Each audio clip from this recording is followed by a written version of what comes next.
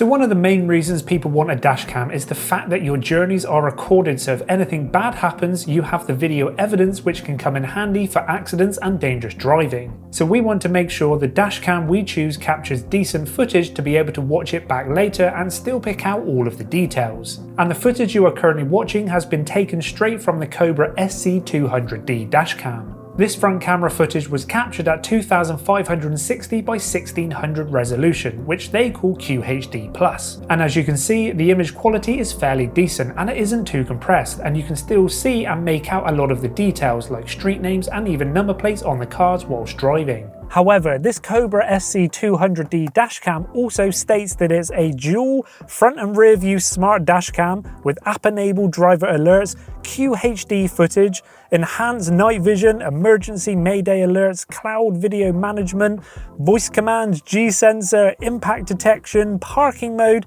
and motion detection. I did wonder to myself, is that all too much for a dashcam?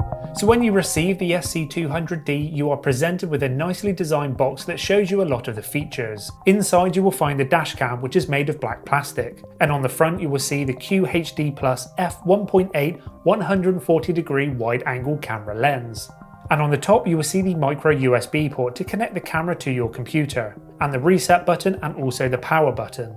And on the back you will see the 3-inch LCD screen, which is not a touchscreen. And not being a touchscreen means you have to use the 4 buttons on the bottom of the camera to operate and navigate the actual camera system. On the right hand side you will see the included 16GB micro SD card already inserted in the camera, which is great that it comes included, so you are set and ready to go straight outside of the box. And also you will see a hazard button, which I'll talk a bit more about in a minute. And on the opposite side you will see the port where the rear camera plugs into. And this is the next thing you will find in the box. This rear camera records up to Full HD and is attached with a swivel mechanism to the rear mount, and there is also a sticky pad included. And on the side of the rear camera you will see the mini USB port, which is used to plug the camera into the front main dash cam. Next up we have the power cord, which is a micro USB on one side and a cigarette lighter plug on the other end. This cable is fairly long at around 3.5 meters. Then we have a short USB to micro USB cable, which is used if we want to connect the dashcam to our computer. Then we find the front windscreen mount of the dashcam, which can swivel and already has a sticky pad attached. There is a micro USB port on the side to power the dashcam, and also you will notice that this is the GPS unit for the actual dashcam, and it attaches to the front camera via a very strong magnet. Then we find the long mini USB cable, which is used to attach the rear camera, and this cable is around 5 meters long. And finally we have some paperwork that only shows the very basics of this dashcam. So now it's time for us to actually install the dashcam into the car. Now depending on your car, this could change where you're actually going to put it. Now the most common place is kind of up behind the rear view mirror. Now you don't want it to be too far into the middle of the actual windscreen and obstruct your field of view. And also you don't want it too awkwardly up behind the rear view mirror so you can't see the screen and change any settings if you need to. You kind of got to find that kind of happy medium.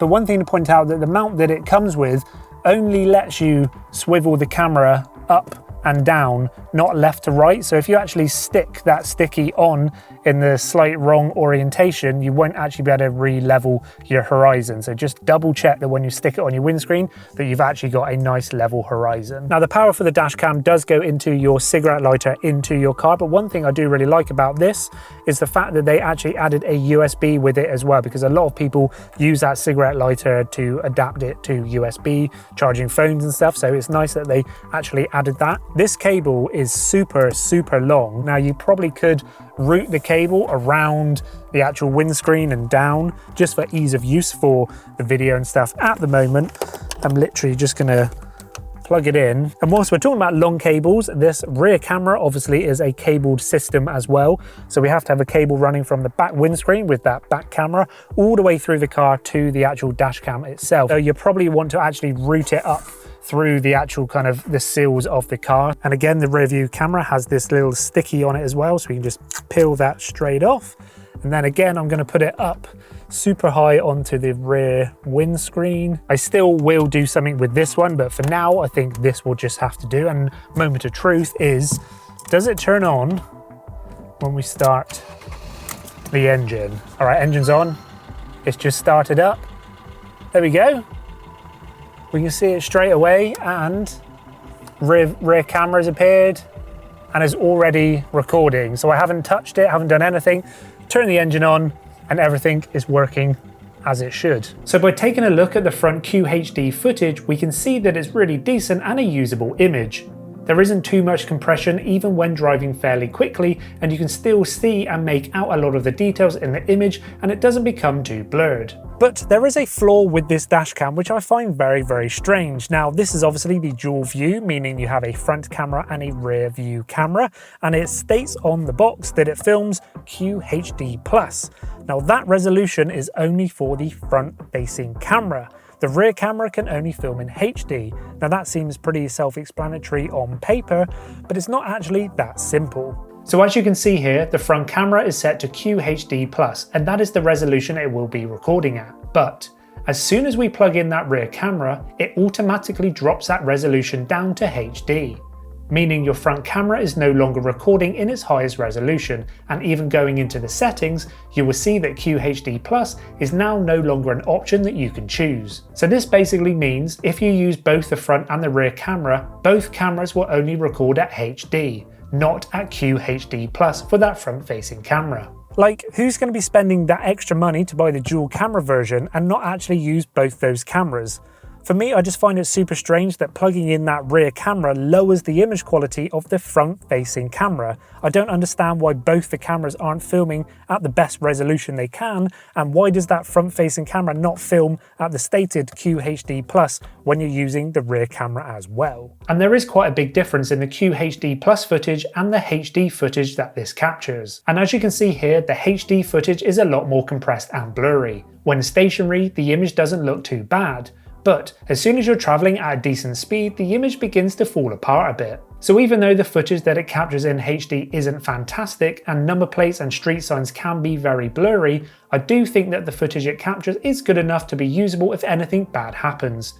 It might just be hard to see someone's number plate if something happens and they drive away. Now obviously, daylight is going to give you the best image, as that is when the road is at its brightest.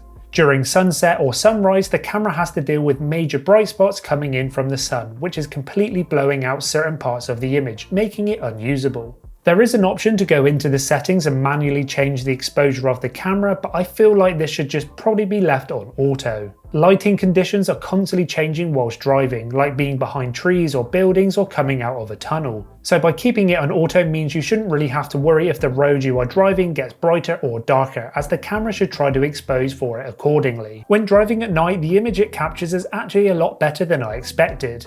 If there are street lights on around you, you can still make out a lot of the details, even though oncoming vehicle headlights do overexpose the image, making it slightly difficult to read any form of number plates. But when driving at night with no street lights on, the image does become fairly hard to make out any form of details. And for me personally, that becomes quite an issue because where I live we don't actually have any street lights. And for the rear camera, no matter what scene you are driving in, this camera performs a lot worse than that front-facing camera. I just think the rear camera can only really be used for observing what is going on around you and not for picking out any particular details.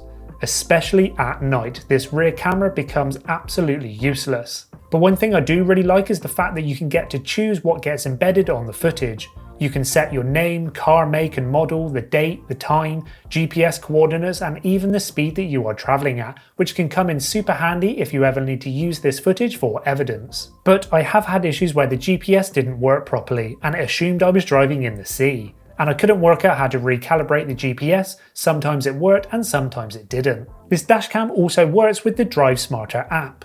Once the app is linked to your dashcam and they are both turned on and in range of each other, you can easily change a lot of the settings for the dashcam. And if you want to watch or download any of the captured footage, you can do that through this app. By pressing the gallery and waiting some time for it to load all of the footage, you can then see everything that has been recorded.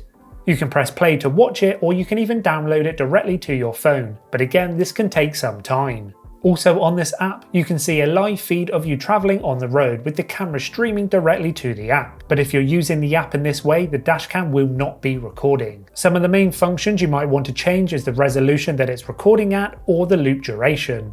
I've got mine set to 3-minute loops, but some people might want to shorten this a bit so the clips are quicker and easier to download to your phone. This looping process means it will keep loop recording until there is no space left on that micro SD card. Once it's full, it will start to overwrite the oldest footage. And like I said earlier, this dashcam does come with a 16GB micro SD card, which should give you a few hours of footage. But if you want to record for longer, then I would definitely recommend getting a larger capacity micro SD card. You can either use the app to download the footage, or you can use the included USB cable and connect the camera to your computer, or alternatively, you can do what I do, and that is just by taking out that micro SD card and using an adapter and plugging it straight into my laptop. By doing it this way means that we don't have to detach the camera away from the windscreen. And you just have to remember to put the micro SD card back into the actual dashcam, because if you don't, and you get in your car and you start driving, then nothing's going to be actually recorded because there's no internal memory built into the dashcam. Now, I really like the fact that there is a hazard button on the side of the camera.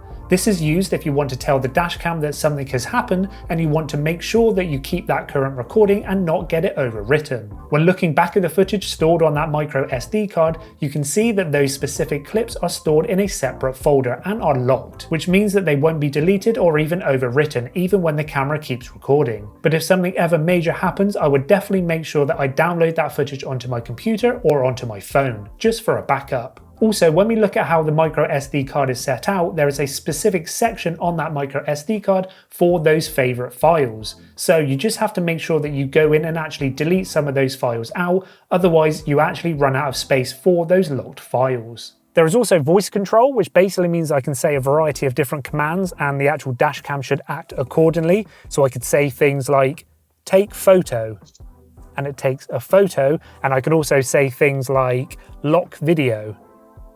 Lock video. Second time lucky there, so that basically is doing the same function as hitting the hazard button on the side, so it's basically locking the video and putting it into that separate folder. Now, as you can see, it can be a little bit finicky. It's a good idea in principle because it basically means that I don't have to take my hands off the steering wheel when I'm driving. How often I'm going to use that function? It's probably not that many times. It's nice that it's added in. I just don't really see myself ever really using it. Also, there is a G sensor built into this dashcam. If it senses a collision, it will automatically lock that recording and save it into a separate events folder on that micro SD card, meaning the footage won't get overwritten, just like using that hazard button on the side. I also really like that it separates these recordings automatically, making it super easy to find those specific clips on the actual micro SD card. Also, when using the app, you can set up an emergency contact which will automatically send a message and your location if the camera senses a G-force impact. I think this is a great feature to have included within this dashcam, and luckily I've not actually had to test this feature out. But one feature I did want to test out was the parking mode or motion detection mode, which basically means that when you're not even driving, you've got surveillance of your car because it can carry on recording even when you're not in your car, which will come in real useful when you're parking in car parks, for instance. But annoyingly, I've not been able to test this out either, because my car doesn't actually have constant power going into the dashcam, and it was only when I found the PDF instructions online that I realised parking and motion detection only works with specific cars, which means people like me would have to buy the extra accessories and hardwire it to the actual car, which doesn't sound very easy. I think it's such a shame that this dashcam does not have an internal battery, basically meaning if you don't have constant power connected to it, means that you cannot actually benefit from that parking mode or that motion detection mode. And also, I'm thinking that if you ever got involved in an accident and your car loses power, then the dashcam is also just going to shut off as well and stop recording. If it had an internal battery, it basically means that it would actually carry on recording after something catastrophic might happen to your actual car. And a major selling point for this dashcam is all of the driver assist functions it states it has. But to be able to actually use this, you have to link another app called iRadar, which apparently gives you access to things like police spotted, speed cameras, and even traffic jams. But I tried for hours to get this app to work and had no end of trouble and never got this app to link, let alone test these features out. But overall, I've actually really enjoyed having this dashcam installed in my car. It's made me feel more comfortable and more confident whilst driving, and knowing that if anything bad happens around me, that I've got all of the footage stored on this micro SD card. And having a dashcam like this that automatically turns on and automatically starts recording as soon as I jump in my car without even have to think about anything is a really good thing. However, having multiple apps on my phone and having to link it to the dashcam every time I get into the car to add those certain features, to me just completely slows the process down and kind of makes it more of a hindrance than just getting in your car and it automatically recording and capturing that footage. And like I've said previously, it is such a shame that using both the front and rear camera drops the resolution down to full HD rather than the QHD that is advertised at, but having these few negatives really isn't going to impact me that much.